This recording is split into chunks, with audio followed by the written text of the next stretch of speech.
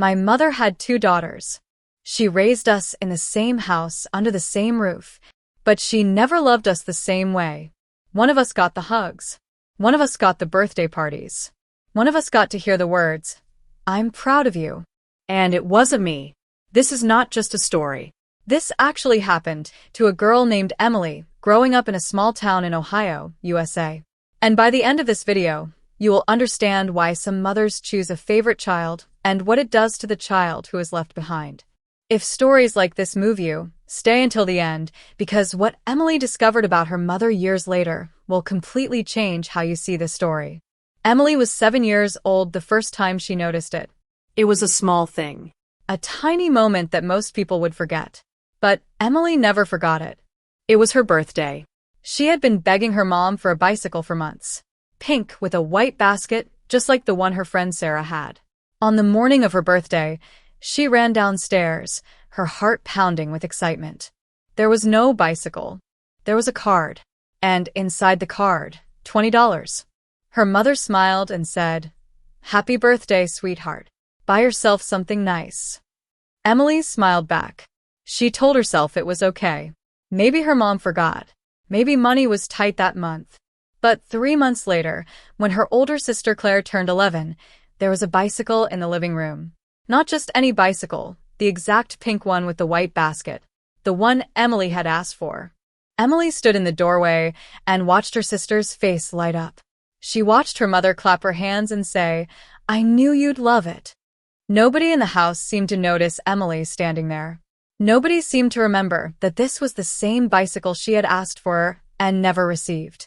That night, Emily lay in bed and asked herself a question that would follow her for the next 15 years of her life. What is wrong with me? She didn't understand it yet. She was only 7, but something inside her had already started to break. Quietly, slowly, the way a small crack spreads across glass before anyone notices it. This is the real problem so many children face, all around the world, even in loving homes, being the child who is not chosen. And the hardest part is, nobody talks about it. Nobody warns you that it can happen in your own family, in your own home, from the person who is supposed to love you the most, your own mother. Before we continue Emily's story, let's understand something important. Why do some mothers choose a favorite child? This isn't just Emily's story. It's the story of millions of children across the United States and around the world. Reason 1. The mother sees herself in one child more than the other. As Emily grew older, she began to notice a pattern. Her sister, Claire, looked exactly like their mother. Same brown eyes, same laugh, same love for painting and art. Emily, on the other hand, looked like her father, quiet, thoughtful, someone who preferred books over parties. Psychologists say this is one of the most common reasons for parental favoritism.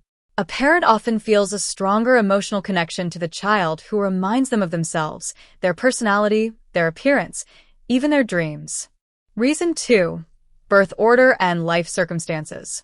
Claire was born during what Emily's mother later called the happiest years of my life. Her parents were newly married, financially stable, deeply in love. But by the time Emily was born, things had changed. Her father had lost his job. Money was tight. Arguments were common. Children who are born during difficult times in a parent's life can, without anyone meaning for it to happen, become associated with stress and hardship rather than joy. Reason 3. The child's personality. Claire was outgoing, loud, easy to praise in public. She made friends fast and always had something exciting to share at the dinner table. Emily was different. She was the quiet one, the sensitive one, the one who cried easily and needed reassurance. Some mothers, especially those who did not have emotional support in their own childhood, don't know how to nurture a sensitive child. It's not always cruelty. Sometimes it's simply a lack of understanding. Reason 4. Generational patterns. This is something Emily wouldn't discover until she was 23 years old, but it's one of the most powerful explanations in this entire story. Favoritism often repeats itself across generations. A mother who is herself the unchosen child may unconsciously repeat the same pattern with her own children without even realizing what she's doing. Understanding these reasons doesn't excuse what happened to Emily, but it helps explain the deeper truth behind so many family stories like hers. Favoritism is rarely about hate. It's about pain, patterns, and things left unhealed. Now, let's go back to Emily's story and see how this shaped the next 15 years of her life. The years of silence. By the time Emily was 12, the pattern was clear to everyone except her mother. When Claire brought home a B+ on a test, their mother would celebrate, cooking her favorite dinner, calling relatives to share the news. When Emily brought home an A, her mother would simply say, "That's good, sweetie," and go back to whatever she was doing. At school events, Emily's mother always sat in the front row for Claire's dance recitals. For Emily's school science fair, where Emily had spent 3 weeks building a working model of a volcano, her mother arrived 20 minutes late and left before the judges announced the winners. Emily won second place that day. She looked around the auditorium for her mother's face in the crowd, hoping to see pride. She saw an empty chair. Emily's father tried his best to make up for it. He was the one who showed up to every event, who helped with homework, who tucked her in at night with stories. But even his love couldn't fill the space that her mother's attention left behind. By high school, Emily had built walls around her heart. She stopped asking her mother to attend her events. She stopped sharing her achievements at the dinner table. She learned, in the quiet and painful way that unchosen children learn, to expect nothing, because expecting nothing hurt less than being disappointed.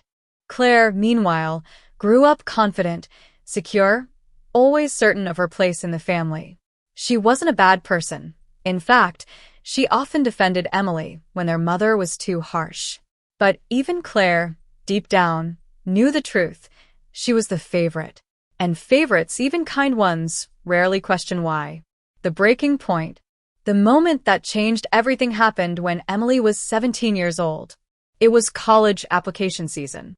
Emily had worked incredibly hard, perfect grades, leadership roles, volunteer hours, dreaming of getting into a well-known university on the East Coast. She wanted to study journalism, to become a writer, to tell stories that mattered.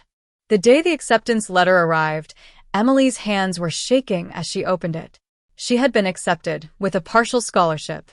Her mother looked up from her phone, smiled briefly, and said, "That's nice, honey. Can you set the table? Claire's boyfriend is coming for dinner." That was it. No hug, no celebration. No phone call to relatives.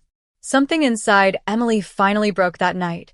Not loudly, not with screaming or crying, but quietly, the way a rope finally snaps after being pulled too many times. She went to her room, sat on her bed, and for the first time in her life, she allowed herself to feel the full weight of the truth she had been avoiding for 10 years. Her mother did not love her the way she loved Claire. And no amount of achievement was ever going to change that. The distance. Emily left for college 3 months later. And for the first time in her life, she felt something unexpected, relief. Distance from her mother didn't feel like loss. It felt like breathing room. In college, Emily thrived. She joined the school newspaper. She made close friends who admired her writing, her kindness, her quiet strength. Professors praised her work. For the first time, Emily began to build an identity that wasn't shaped by comparison to her sister. She called home less and less. Holidays became shorter visits. Conversations with her mother became polite, surface level, careful, the way people talk to someone they're trying not to get hurt by again.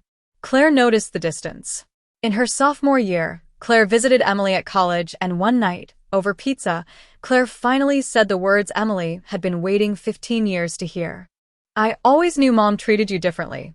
I used to feel guilty about it. I just didn't know how to fix it." Emily didn't respond right away. She just nodded, tears quietly falling. It was the first time anyone in her family had acknowledged what she had felt her entire life. The truth comes out. The biggest turning point in Emily's story happened when she was 23 years old, 2 years after graduating college. Emily's grandmother, her mother's mother, passed away. At the funeral, while going through old family boxes, Emily found a stack of letters her grandmother had written but never sent. One letter, dated over 30 years earlier, was addressed to Emily's mother, but written to be read after her grandmother's death.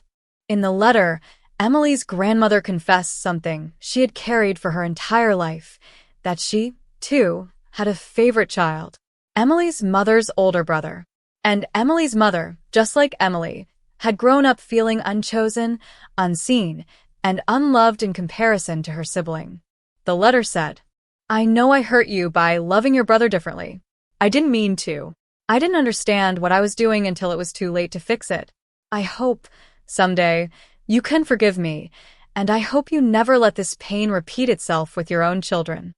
Emily sat in her car outside the funeral home for almost an hour, reading that letter over and over.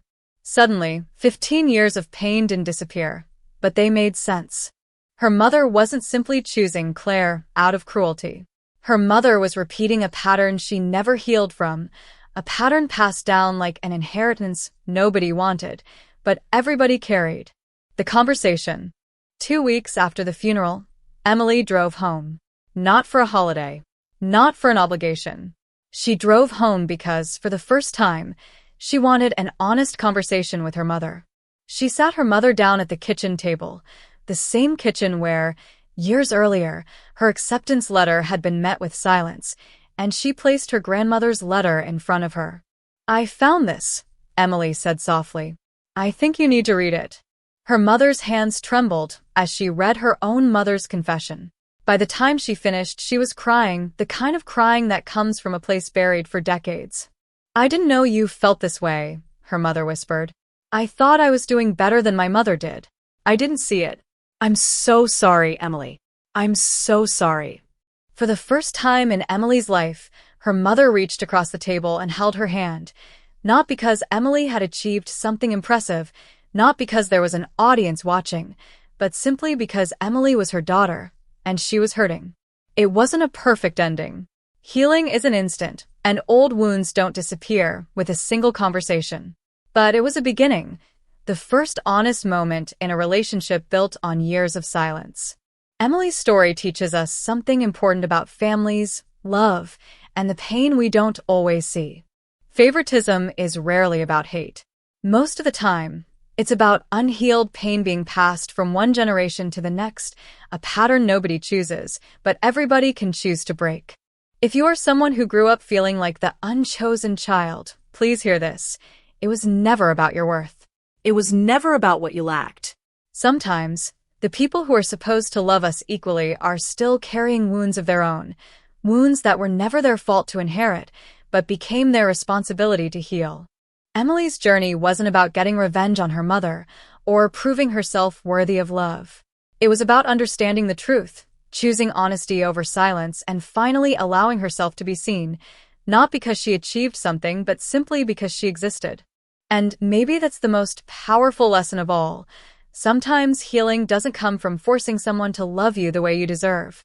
Sometimes it comes from choosing to love yourself that way first. So that was the story of Emily, a girl who spent years feeling like the second choice in her own family until one letter revealed the truth behind her mother's pain and gave them both a chance to heal. If this story touched your heart, or if it reminded you of your own family, know this.